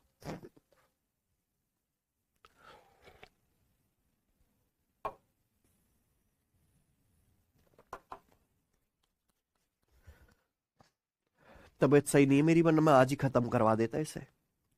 ठीक है, अभी जो मैंने सवाल कराया बच्चों उसमें क्या खास बात थी? Same simple interest. इसमें सेम अमाउंट क्या है बच्चों? Same amount. और ये बहुत बेहतरीन सवाल है, थोड़ा कैलकुलेटिव है लेकिन करना तो पड़ेगा, दिमाग तो लगाना पड़ेगा। ठीक है ना? 23,790 रुपए की राशि 3 भागों में विभाजित की जाती है, ए बी सी। 3 हिस्से कर दिए, ए 2 साल के लिए, बी 3 साल के लिए और सी 4 साल के लिए 5% के सिंपल इंटरेस्ट पर लोन के रूप में दिया जाता है। 23,790 रुपए बच्चों आपके पास है, आपने 3 हिस्से कर दिए ए बी सी, है ना? यानी कि 3 लोगों को आपने कर्जा दे दिया। पहले आदमी को कर्जा दिया 2 साल के लिए, दूसरे को 3 साल के लिए और तीसरे को 4 साल के लिए। लेकिन तीनों से ही आप क्या सेम ब्याज की दर वसूल रहे हो, 5% सिंपल इंटरेस्ट। ठीक है बच्चों? सवाल है, if the amount of all their are equal after their respective period of loan. तीनों का लोन का पीरियड अलग अलग है। पहले को 2 साल का उधार लिया, दूसरे को 30 साल के और तीसरे बंदे को 4 साल का उधार दिया है। तीनों की राशि उनके ऋण की संबंधित अवधि के बाद बराबर है। राशि मतलब अमाउंट। सवाल के अनुसार if the amount of all 3 are equal after their respective period of loan. तीनों का लोन पीरियड खत्म होने के बाद तीनों का ही अमाउंट क्या है? इक्वल है। समझ में आ रहा बच्चे? तो आपसे पूछा ए ने कितना लोन रिसीव किया था, ए ने कितना कर्जा लिया था, यानी कि ए को कितना प्रिंसिपल आपने दिया, यही पूछा है ना? सबको समझ में आया बच्चों? चलिए, बड़ी सिंपल सी बात है। मैंने मान लिया कि भैया आपने ए को लोन दिया है ए रुपए, बी को लोन दिया है बी रुपए, सी को लोन कितना दिया है? सी रुपए। ये मैंने मान लिया। इस सवाल में क्या करना है आपको? अमाउंट सेम करना है। और अमाउंट क्या होता है? Principal plus simple interest. अच्छा, आपने पहले आदमी ए को उधार दिया है पैसा 5% ब्याज की दर से, कितने वर्षों के लिए? 2 साल के लिए। तो पहले आदमी ए का सिंपल इंटरेस्ट कितना हो जाएगा? 10%। 10% हो जाएगा कि नहीं? मान लीजिए अगर ए को आपने 100% लोन दिया है, कितना? 100%। तो 10% तो 2 साल में उसको ब्याज देना पड़ेगा भाई। 1 साल में 5%, 2 साल के लिए 10%। तो 100% प्रिंसिपल प्लस 10% ब्याज। तो अगर ए को ए रुपए लोन दिया गया तो 2 साल बाद अमाउंट क्या आ जाएगा? ए का 100। कोई डाउट? ऐसे आपने बी को उधार दिया है, बी रुपए मान लीजिए, है ना, लोन दिया, कितने? 5% ब्याज की दर से, कितने वर्षों के लिए? यानी कि बी को कितना ब्याज लौटाना है? 15%। 100% उधार लिया था प्लस 15% ब्याज, तो 3 साल के बाद बी का अमाउंट कितना आएगा? 100 प्लस 15, 100। है सचिन कोई दिक्कत? सी को लोन कितना दिया है? सी रुपए, कितने वर्षों के लिए? सी को पैसा उधार दिया 5% ब्याज की सेम दर से 4 साल के लिए, तो सी को कितना ब्याज चुकाना है? 20%। 100% प्रिंसिपल है, 20% ब्याज, तो अमाउंट कितना हो जाएगा? सी का, सी रुपए लोन लिया था तो 120% लौट आ रहा है। 100% प्रिंसिपल प्लस 20% ब्याज। अब तीनों का अलग अलग टाइम पीरियड है, तीनों का लोन पीरियड के बाद तीनों को क्या सेम अमाउंट मिलता है? तीनों से अमाउंट क्या सेम, इक्वल कर दिया। कोई डाउट? जब इक्वल कर दोगे तो प्यारे बच्चों ये बताओ क्या हो रहा है? तो 5 से कट गए बेटा, 5 से कट गए। 22A बराबर 23B बराबर 24C। ये क्या आ गया प्यारे बच्चों? ये एक रेशियो का क्वेश्चन बन गया। 22A बराबर 23B बराबर 24C है कि नहीं सचिन? यहां से आप क्या निकाल सकते हो? ए बी सी का नहीं निकाल सकते बच्चों, कि ए बी सी को जो लोन दिया गया है वो किस रेशियो में दिया गया है। बहुत सारे तरीके हैं। या एक तरीका तो ये भी है कि जैसे एबीसी का निकालना है तो आप ए को छुपा लो, ए का निकालना है तो ये क्या बचा? 23 और इनकी गुणा कर दो, 23 गुणा 24, है कि नहीं सचिन? रेशियो आपको क्या निकालना है? जैसे बी का निकालना है तो बी को छुपा लो, ये क्या बचा? 22 और इनकी गुणा कर दो, 22 गुणा 24। ठीक है बच्चों, आपको सी का रेशियो निकालना है तो आप सी को छुपा लो, क्या बचा? 22 और इनकी गुणा कर देंगे, 22 गुणा। कोई डाउट है? आप बोलोगे नहीं सर कोई डाउट नहीं है। तो ये एबीसी के लोन का रेशियो आ गया। आगे का आप सवाल जानते ही हो कि 23,790 रुपए में से ए का हिस्सा आप निकाल लीजिए। तो एक कैलकुलेटिव सवाल है। देखो आज की क्लास के सवाल मॉडरेट है, आसान मैंने कल करा दी। जिन बच्चों को आसान करके चैप्टर पूरा करना है वो पिछली क्लास देख के एंड कर लो। ठीक है बच्चों, पेपर में हर टाइप के सवाल आए हुए हैं तो हमें हर टाइप के क्वेश्चन करने, चाहे वो इजी हो, मॉडरेट हो, डिफिकल्ट हो, इससे कोई फर्क नहीं पड़ता। ठीक है बच्चे? हाँ, आपके पेपर में आसान मॉडरेट ज्यादा आएंगे। ठीक है जी। अब आप रेशो में तो ब्रेक करना है, रुपया को रेशो में ब्रेक करना है, मैं पढ़ा चुका हूं। लेकिन भैया मैंने ऐसे क्यों लिखा? क्योंकि ए की जो भी वैल्यू आएगी वो 23 का मल्टीपल तो होगा ना, क्योंकि ये 23 तो कटेगा नहीं ना। 23 एक सड़ा हुआ नंबर है, 23 से कटेगा। हालांकि 2 से कटने के बाद भी 12 का मल्टीपल आएगा। अगर आप 2 से भी काट लोगे तो भी 24 से, देखो ये भी 24 कट जाएगा, 22 भी 2 से, 12 का मल्टीपल भी आएगा। तो 12 का मल्टीपल भी आएगा बच्चों और 23 का भी। तो 12 का मल्टीपल यानी कि 4 से कटना चाहिए, तो ये नंबर तो 4 से कटते ही नहीं है। इन दोनों में से आंसर होगा, ये दोनों नंबर ही 12 से कट रहे हैं, कट रहे हैं ना। 23 से ये वाला नंबर नहीं कट रहा, 8400, यानी कि आंसर क्या है? ये नंबर 8280 23 से कट रहा है। कैसे? 9223 से कट जाएगा, 9200 से 920 कम है कि नहीं? तो यानी कि सवाल को आगे मैंने पूरा कैलकुलेशन ना करके कैसे कर लिया? रेशियो से। समझ गए ना बच्चों? दोनों क्वेश्चन हो गए, सेम सिंपल इंटरेस्ट वाला भी और सेम अमाउंट वाला भी। अब तो कुछ बचा ही नहीं। ठीक है, नेक्स्ट आगे चलते हैं। लास्ट टाइप आज की क्लास का, ठीक है, आखिरी 2 सवाल। ठीक है बच्चे, चलिए बनाइए। 47वां। ये जो बच्चों में सवाल आपको बता रहा हूं ये क्या है? ये डेविएशन के कॉन्सेप्ट पे है। अच्छा, सिंपल इंटरेस्ट किस रेट किसको बेस मान के निकाला जाता है? प्रिंसिपल को। ठीक है ना, ध्यान से सुनिएगा। सारा ने 3 अलग अलग स्कीम एम, एन और ओ में 10%, 12%, 15% की दर से सिंपल इंटरेस्ट दरों पर राशि का निवेश किया। ठीक है बच्चे, एक साल के एंड में कुल ब्याज कितना है? 8280 रुपए, 2282 रुपए। ठीक है ना। योजना ओ में निवेश की गई राशि योजना एम में निवेश की गई राशि का 180% है और योजना एन में निवेश की गई राशि का 250% थी। ठीक है, तो पूछा योजना एन में निवेश की गई राशि क्या थी। ठीक बच्चों, देखो प्यारे दोस्तों, इस सवाल में आप क्या सोच पा रहे हो? ये टाइप में एक आदमी के पास पैसा है बहुत, 3 अलग अलग स्कीम में उसने पैसा लगा दिया एम, एन और ओ में। ठीक है ना, क्लियर है बच्चों? तीनों ही स्कीमों में अलग अलग पैसे इन्वेस्ट किया है और तीनों ही स्कीम में अलग अलग ब्याज की दर मिल रही है। अलग अलग पैसा 3 स्कीम में ठोक दिया, तीनों स्कीम अलग अलग सिंपल इंटरेस्ट दे रही है, रेट ऑफ इंटरेस्ट। ठीक है, और आपको क्या दिया कि तीनों ही स्कीम से मिलाकर एक साल में 2282 रुपीस का ब्याज मिला। तो अगर आप ये पता लगा लो कि एक साल में तीनों स्कीम से मिलाकर ओवरऑल रेट ऑफ इंटरेस्ट कितना मिला, तो क्वेश्चन सॉल्व हो जाएगा कि नहीं हो जाएगा? है कि नहीं सचिन बच्चों?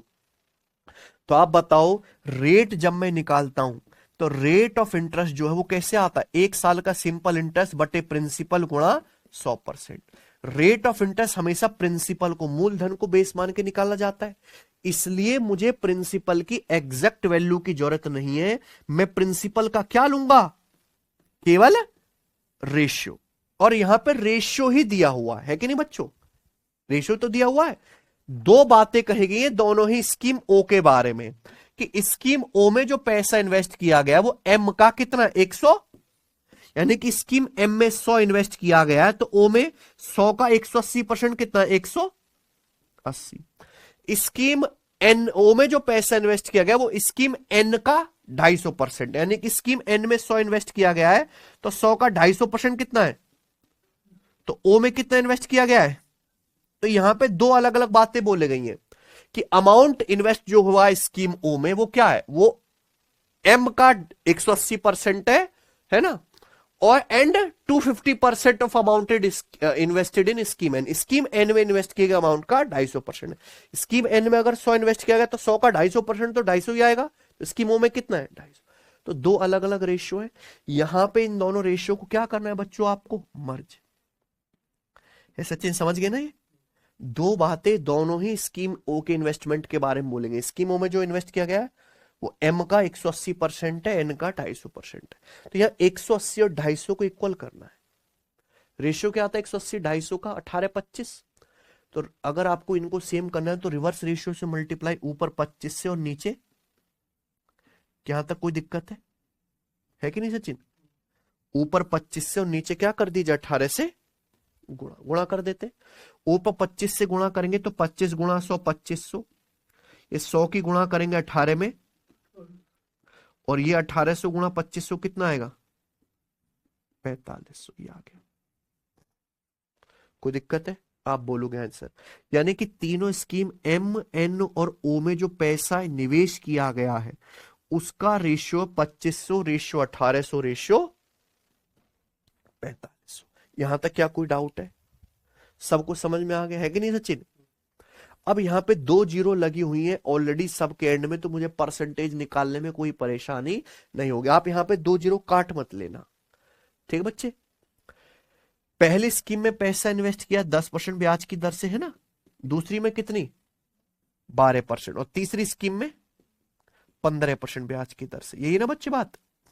तो तीनों स्कीम में पैसा इन्वेस्ट किया गया है 2500, 1800, 4500 के अनुपात में, और ब्याज की दर तीनों स्कीम में अलग अलग है, 10, 12 और 15। तो क्या आप एक साल का ब्याज नहीं निकाल सकते? स्कीम ए में 2500 यूनिट इन्वेस्ट किया गया 10% ब्याज की दर से, तो एक साल का ब्याज कितना आएगा? 2500 का 10% 250, है ना?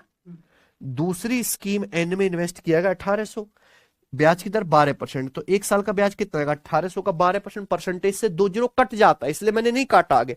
18 गुणा 12 200। स्कीम एन में इन्वेस्ट किया गया 4500, किस ब्याज की दर से? 15%, तो 4500 का 15% कितना आएगा? परसेंटेज से 2 जीरो काटो, 45 गुणा 15 कितना आएगा? 675। तो तीनों स्कीमों से मिलाकर 1 साल का सिंपल इंटरेस्ट कितना आएगा? तीनों स्कीम से मिलाकर जोड़ दो।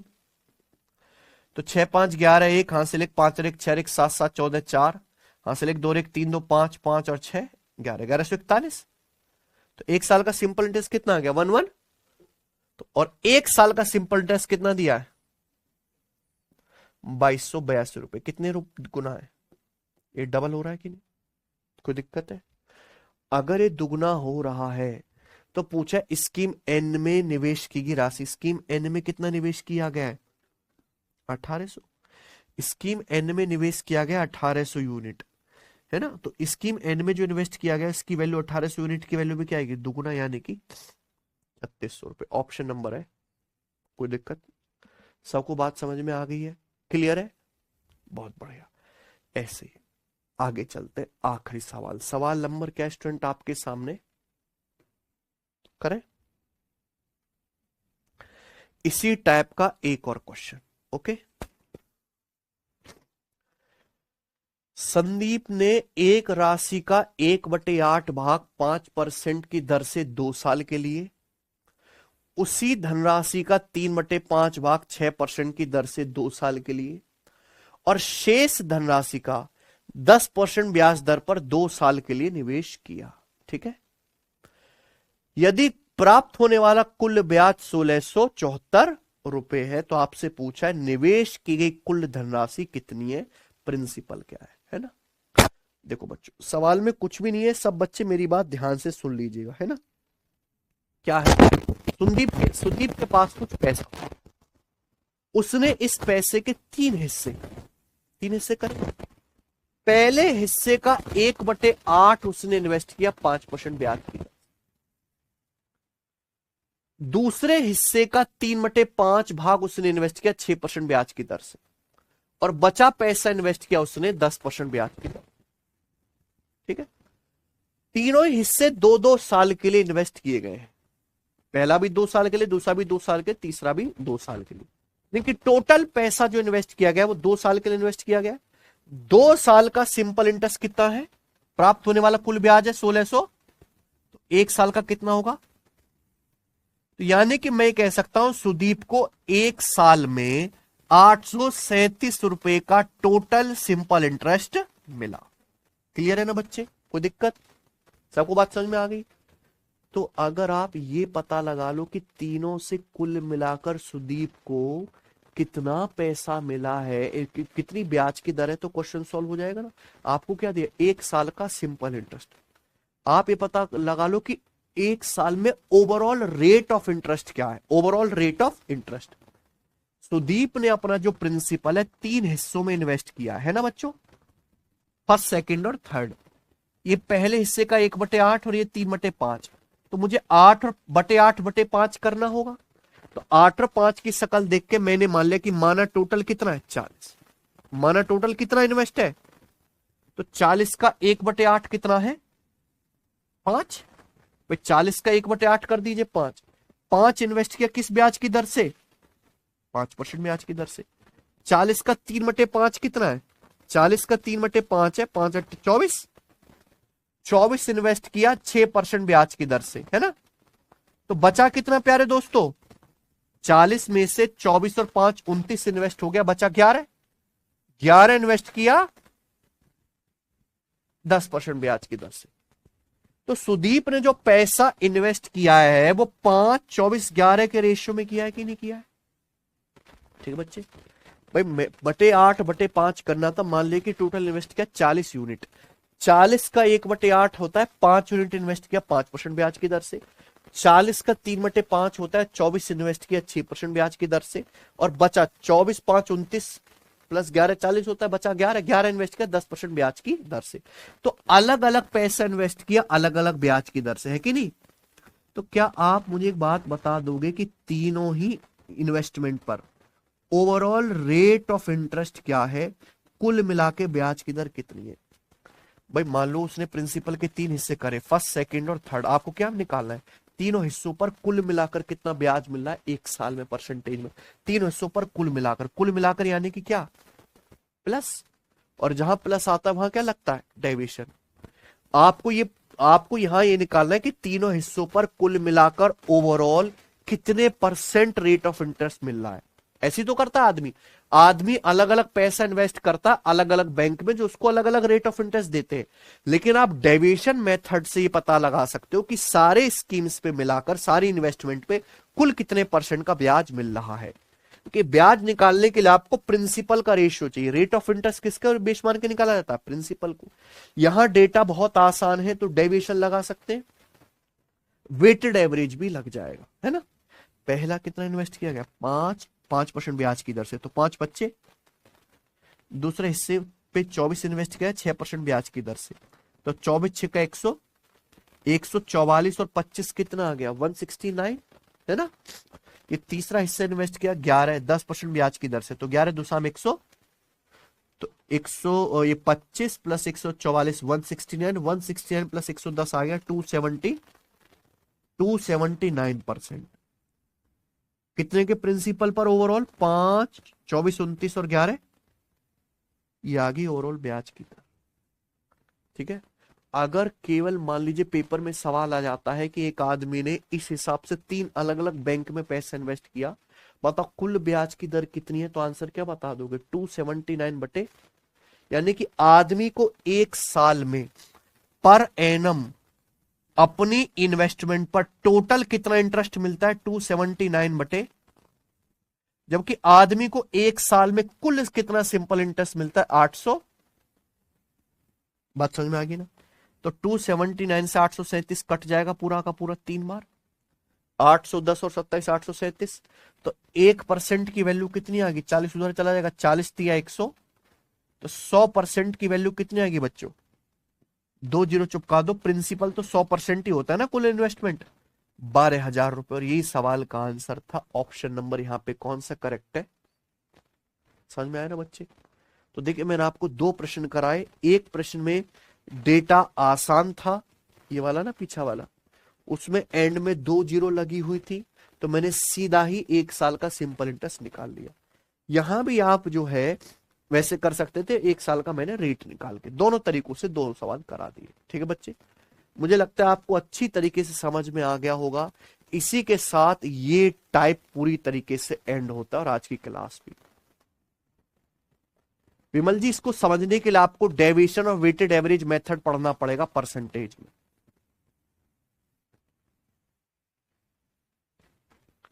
ठीक है, चलिए बाकी हम कल करते हैं और कल इस चैप्टर को एंड कर देंगे।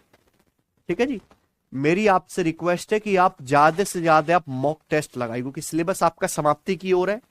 जितने हो सके उतने प्रीवियस ईयर के मॉक टेस्ट लगाए, और मॉक टेस्ट हमने अपनी एप्लीकेशन पे यहां पे फ्री में डाल रखे हैं। ठीक है बच्चे, ये मॉक टेस्ट वाले सेक्शन में आप जाओगे तो आपको प्रीवियस ईयर के मॉक टेस्ट फ्री मिल जाएंगे। केवल ये क्लास देख लेने से, चैप्टर वाइज टाइप वाइज पढ़ने से कोई भला इंसान का नहीं होता है, पेपर मिक्स्ड आता है। ठीक है ना, इसलिए मिक्स्ड मॉक टेस्ट लगाना उतना ही जरूरी है जितनी जरूरी आपके पास है chapter wise type wise class करना। बच्चे का सिलेक्शन क्यों नहीं होता, वो सीक्वेंस में पढ़ के जाता है। इससे आगे बढ़ो अब। ठीक है जी, चलिए बाकी कल करेंगे, बाय।